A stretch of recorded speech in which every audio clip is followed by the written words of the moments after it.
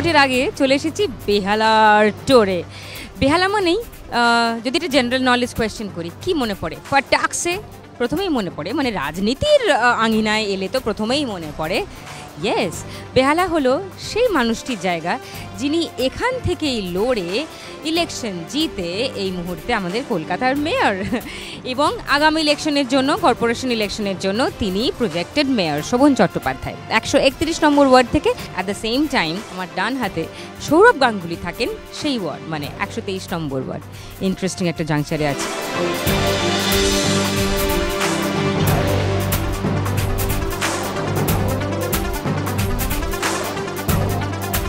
পুরো ভোট আসন্ন। এই ভোটে এই দুটো এবং বাকি ওয়ার্ডের মানুষদের, বেহালার মানুষদের আশা ভরসা, চাওয়া পাওয়া না পাওয়া, এই সব নিয়ে গল্পগুজব করবো, আড্ডা মারবো, একটু দেখে নেওয়ার চেষ্টা করব পুরো ভোটের আগে তারা ঠিক কোথায় দাঁড়িয়ে আছে।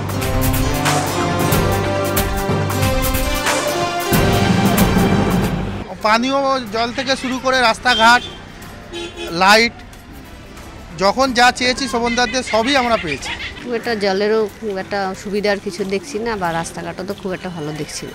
পানীয় জলটা যেটা আবার ডিপ টিউবওয়েলের সাথে সেট করেছে, সেখানে তো আয়রনটা বেরোচ্ছে প্রচণ্ড। মেয়রের ওয়ার্ডের উন্নতি যদি হতো, মানুষের ঘরে পানীয় জলটুকু অন্তত পৌঁছতো, আমাদের পাড়ায় মশার সমস্যার থেকে ডেঙ্গিটা হতো না, ড্রেনে বা নিকাশি ব্যবস্থাটা ভালো থাকতো, মানুষরা খুশি থাকতো এবং বলতো হ্যাঁ উন্নতি হয়েছে। রাজনৈতিক ব্যক্তিত্ব যখন থাকে তাকে সমালোচনা করবার জন্য, তার চিন্তা ভাবনাকে কন্ট্রাডিক্ট করবার জন্য কিছু লোক থাকবে। জঞ্জাল সভাই হয় না দাদা, প্যাকেট পড়ে আছে একটা ভ্যান নিয়ে আসবে পাড়ায়, এতগুলো বাড়ি এতগুলো ফ্ল্যাট, বোঝাই হয়ে যায়, অর্ধেক বাড়ি তখন মাল ফেলতে পারে না, রাস্তাঘাটে কোনায় কোনায় জঞ্জাল পড়ে থাকে। কম্প্যাক্টার ভ্যাট নিয়েও যারা সমালোচনা করছে, খলের ছলের অভাব হয় না যে কোনো জায়গায়, মানে একেবারে যদি মানে বিলো দি বেল্ট কাউকে বলতে হয় যে জঞ্জালগুলো চোখে দেখতো, সেখানে একটা নীল রঙের শুধু গাড়ি দেখছে আর জঞ্জাল নেই, এটা দেখবার পরেও যদি বলে এটা নামেই কিছু, আমি মানে নামে তালপুকুর ঘটে ডোবে না। এতদিন পরেও বর্ষাকালে জল জমে, গোটা ওয়ার্ডের একটা বিস্তীর্ণ অঞ্চল জলের তলায় চলে যায়। পানীয় জলের সমস্যা, পরিশ্রুত পানীয় জলের সমস্যা ধারাবাহিকভাবে যেভাবে পাওয়ার কথা পায় না। আগের বছর পর্যন্ত বহু মানুষ এখানে ডেঙ্গুতে আক্রান্ত হয়েছে, মানুষ মারা গেছে। ওনাকে দেখা যায় না, ওনার বাড়িতে গেলে 2-3 ঘন্টা বসতে হবে, 3-4টে ব্যারিকেড পেরিয়ে ওনার কাছে যেতে হয়। যেতে যেতে অনেক সময় দেখা যায় উনি বেরিয়ে যাচ্ছেন, ওনার কাজ থাকে, উনি সত্যিই খুব ব্যস্ত মানুষ, আর নইলে ওনাকে অবধি পৌঁছনোই যায় না। ঠিক আছে, তার আগে যারা থাকে তাদেরকেই টপকাতে ঘন্টাখানেক সময় পেয়ে। খুব ভালো, এক্সেলেন্ট, রাস্তাঘাট ক্লিন, আর মানে সব রকমের ব্যবস্থা আছে, অনেক জলের কোনো অভাব নেই। জোর করে পুকুর ভরাট করা, প্রমোটিং রাজ, মস্তান রাজ। আমি দোতলা বাড়ি করছি, দোতলার একটা ঘর তৈরি করব, তার জন্য আমাকে মস্তান সেলেমে দিতে হচ্ছে। হ্যাঁ, এই যদি এটা ওয়ার্ডের দশা হয়, একটা মেয়রের ওয়ার্ডের দশা হয়, তাহলে আমরা কি বলবো? এখানে ভালোই পাচ্ছি, আমার কোনো অসুবিধা নেই। এখানে জল পর্যাপ্ত পরিমাণে আছে, জল প্লাস এখন তো আন্ডারগ্রাউন্ড হয়ে গেছে। It is a big achievement. আগে এখানে ইয়ে ছিল, একদম ওপেন ড্রেন ছিল, এখন পুরো একদম আন্ডারগ্রাউন্ড হয়ে গেছে। আদারওয়াইজ কোনো কমপ্লেন নেই। মেয়রের ওয়ার্ডে জল জমছে, আপনি বৃষ্টি, এরপরই তো বর্ষাকাল আসছে, দিনের পর দিন আপনি পল্লীশ্রী অঞ্চল যাবেন, শান্তিসংঘ অঞ্চল যাবেন, দিনের পর দিন একদিন যদি বৃষ্টি হয়, মানুষকে খাট ইটের ওপর তুলে সেই জলের মধ্যে দিন যাপন করতে হয়। बस यहाँ से व्यवस्था तो सभी ठीक है, और अभी तो कना अंडरग्राउंड ये होने के बाद तो कोई पानी नहीं, थोड़ा बहुत जो टाइम मिले तो वो निकल जाता है।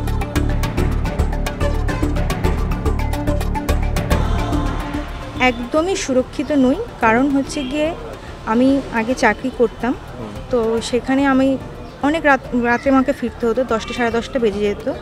ইদানিং আমি সেটা করতে পারি না, ঠিক আছে, কারণ আমাকে হেনস্থা হতে হয়েছে, সেই জন্যই আমি এটা করতে পারছি না। কোনো অসুবিধে নেই, রাত্রেও কোনো অসুবিধে নেই, এখন অবধি এখানে তো কিছু হয় না।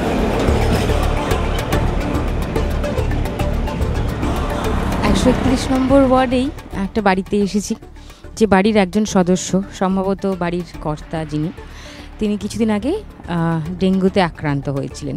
আমরা গিয়েছিলাম মেয়রের কাছে, উনি বললেন যে কিচ্ছু আমরা সাহায্য করতে পারবো না এখান থেকে, আর বললো যে ম্যালেরিয়াটা হচ্ছে যে এমন একটা জিনিস যে কর্পোরেশন হেল্প করতে পারবে, কিন্তু ডেঙ্গুতে কর্পোরেশনের এখানে কোনো দায় দাবি নেই, কেননা ডেঙ্গু নাকি আমরা নিজেরা সৃষ্টি করছি।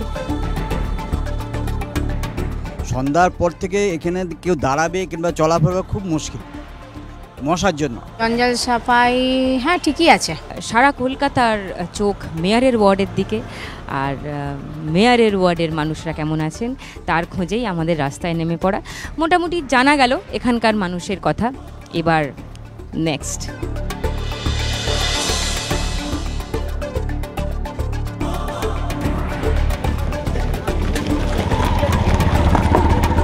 উন্নয়ন কোনো মতে মানুষের কাছে পৌঁছে দেওয়া হয়নি। কর্পোরেশন থেকে এসে আপনার ডেঙ্গুর এটা সেটা দিয়ে যায়, ওষুধ দিয়ে যায়, সবই করে। পানীয় জলের সমস্যা, প্রথমত পানীয় জলের সমস্যা, বাড়িতে ঠিক সেই পরিমাণে পানীয় জল পাওয়া মানে পর্যাপ্ত পরিমাণে পাওয়া যায় না। পানীয় জল আগে প্রেশার কম ছিল, আমি যে অঞ্চলটায় থাকি শীতলতলা অঞ্চলে থাকি, আমি আগে জলের প্রেশারটা সেরকম পেতাম না, তবে লাস্ট 1.5 বছর ধরে জলের প্রেশার সাফিসিয়েন্ট হয়েছে এবং জল নিয়ে আমাদের ওই অঞ্চলে কোনো ক্রাইসিস নেই। টিউবওয়েলগুলি সব তুলে নিয়ে যাচ্ছে, আমার গলিতে এখানে করার জন্য চেষ্টা করলাম, এমন করে দিয়ে গেল সেই জল আর ব্যবহার করতে পারছি না। টাইমের জল, হ্যাঁ, দুটো টিউবওয়েল আছে, টাইমের জল আছে, দুটো না 3টে টাইম কল আছে। ড্রেন তোরা করে দিয়ে এই তো করে দিয়ে গেছেন, আর ওই ময়লা গাড়ি আসে, গাড়িতে ময়লা ফেলে দেওয়া হয়। এখানেও টিউবওয়েলটা অনেক বছরের ছিল, তা ওইটা তুলে নিয়ে আমাদের ওখানটা বসালো, এখন একদম জল খাওয়া যাচ্ছে না, জল খেলেই ওটা মানে অসুখ হয়ে যাচ্ছে। খাওয়ার জল এমনি চানের জল ব্যবহার সব কোনো অসুবিধা, জল ইলেকট্রিসিটি এগুলো ঠিক আছে। এই ওয়ার্ডের অনেক অঞ্চল আছে, এই ওয়ার্ডের ধরে নিন আপনি 60% অঞ্চল আছে যেখানে কোনো ডেভেলপমেন্ট হয়নি। এই ওয়ার্ডের এমন জায়গা আছে যেখানে আপনি গেলে মনে হবে আপনি কলকাতার ভেতরে আছেন না কোনো একটা গ্রামে বসে আছেন। পরিষেবা বলতে যেটা বোঝায় সেটা 2005 থেকে 2010 পর্যন্ত আমরাই করে গেছি।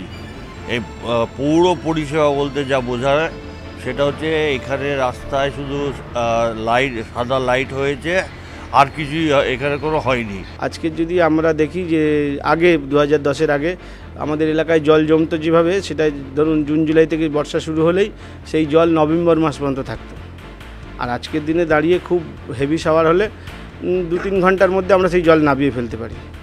সাফল্য এই জায়গাটা, আপনি একবারে সবটা জল তো টেনে নিয়ে মানে শুকনো করে ফেলতে পারবেন না, কিন্তু কত তাড়াতাড়ি মানুষকে রিলিফ দিচ্ছেন সেটা বলতে হবে। ঘুরছি বেহালায়, এই মুহূর্তে আছি 123 নম্বর ওয়ার্ডে। আমার ঠিক পিছনেই এমন একটা বাড়ি আছে যেটা মোটামুটি শুধু বেহালা কেন, গোটা কলকাতা শহরেরই একটা দ্রষ্টব্য স্থান, প্রায় তীর্থক্ষেত্র, সৌরভ গাঙ্গুলির বাড়ি। দেশ বিদেশ থেকে মানুষ আসেন এই বাড়িটাকে একবার চোখের দেখা দেখবেন বলে।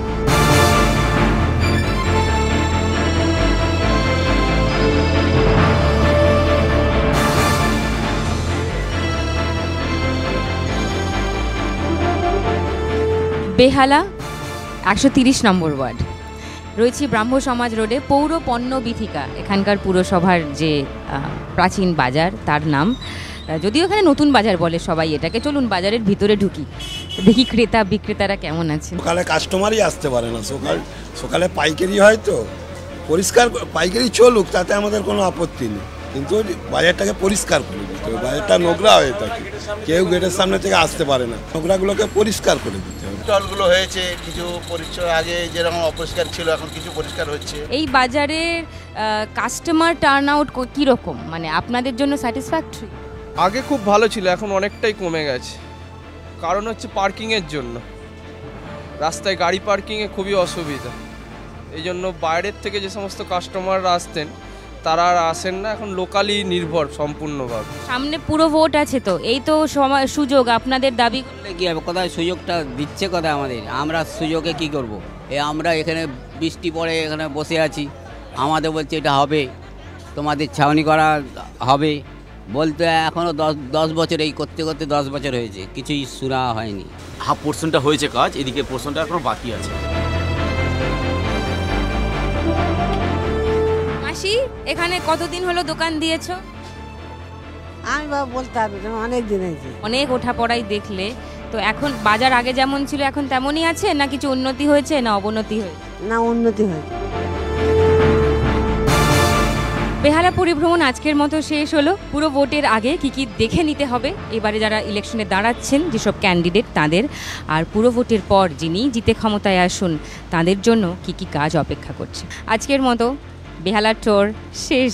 আপাতত এই চ্যানেলেই চোখ রাখুন। টাটা।